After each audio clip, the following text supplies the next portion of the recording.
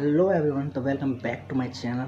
My name is Kash Pandit और मैं आज आपको बताने वाला हूँ कि लेजिस्लेटिव चाइल्ड क्या होते हैं, यानी लेजिस्लेटिव चिल्ड्रंस क्या होते हैं, जो हमारे सेक्शन 16 में बताया गया है।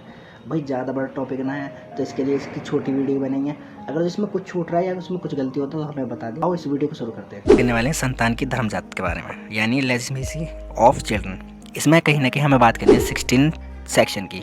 16 सेक्शन क्या है? हिंदू अधिनियम के जो 16 सेक्शन है उसमें कहीं ना कहीं संतानों की बात की गई है, जो कहीं ना कहीं लीगल नहीं है, जो उत्पन्न हो चुके हैं, पर उनके जो विवाह है, उनके माता पिता के जो विवाह है वो कहीं ना कहीं लीगल नहीं है। जैसे कि इसमें बताया गया है कि शून्यकन्या विवाह से उत्पन्न संतानों के अधिकार। अब इनके अधिकार क्या हैं? जैसे कि हिंदू विवाह अधिनियम 1955 की धारा 16 के प्रावधान है कि विवाह से उत्पन्न संतान धर्मजा होंगी। धर्मजा यानी वो लीगल होंगी। अगर उनके पिता का जो विवाह है वो इलीगल भी घोषित होता है तो वो जो चिल्ड्रन है वो लीगल घोषित होंगे।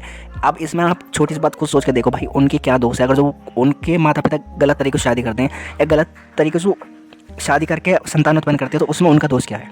अब इसमें कैसी मैरिज आएंगी वो बात करते हैं। तो इसमें जो आगे जो संतान उत्पन्न होगी तो इनमें कैसी मैरिज आएंगी उसके बारे में बात करते हैं। जब सबसे पहले मैरिज आएगी इसमें वो कहीं ना कहीं होगी मैरिज, जो सेक्शन 5 में बताई गई है।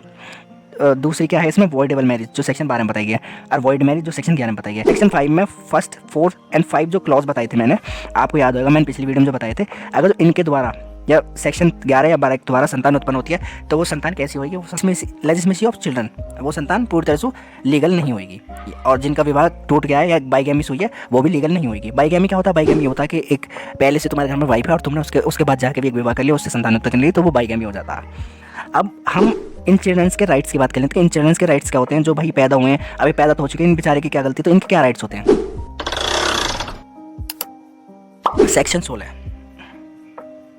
सेक्शन 16 के क्लॉज 1 में बताया गया कि सारे अधिकार मिलेंगे, लाइक जैसे लीगल अधिकार सब बच्चों को मिलते हैं तो इनको भी सारे अधिकार मिलेंगे। जैसे लीगल बच्चे पैदा होते हैं ना, जो पति पत्नी से द्वारा पैदा हुए बच्चे हैं, ऐसे ही सारे राइट्स इनको मिलेंगे। तो ये बताया गया 16 क्लॉज 1 में। 16 के 2 क्लॉज में बताया गया तो वॉइडेबल या ऐसी कोई मैरिज होती है और उससे संतान उत्पन्न होती है तो उसको भी लीगल राइट मिलेंगे, जैसे लीगल बच्चों को मिलते हैं ऐसे ही उसको मिलेंगे। सेक्शन 16 के क्लॉज 3 में बताया गया कि प्रॉपर्टी में जो उसके पिता की प्रॉपर्टी उसमें उनका अधिकार होगा, पर उनकी दादा की प्रॉपर्टी में या उनके जो रिलेटिव द्वारा उनके माता पिता को मिले उनमें कोई अधिकार नहीं होगा।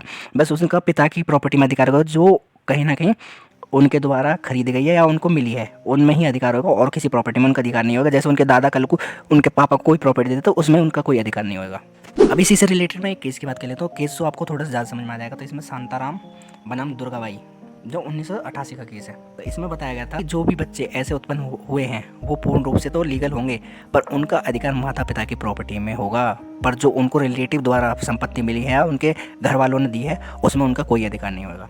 तो भाई यूँ एक छोटी सी वीडियो थी। अगर जो आपको अच्छी लगी तो लाइक कर दियो, कमेंट कर दियो, शेयर कर दियो और सब्सक्राइब कर दियो, क्योंकि भाई छोटी सी वीडियो, इससे ज़्यादा मैं नहीं बना सकता था इसके बारे में। इसमें पूरी डिटेल मैंने दे दी है। अगर जो कुछ छूट गया तो भाई हमें कमेंट कर दियो, हम उसको भी कवर कर लेंगे। Thank you so much.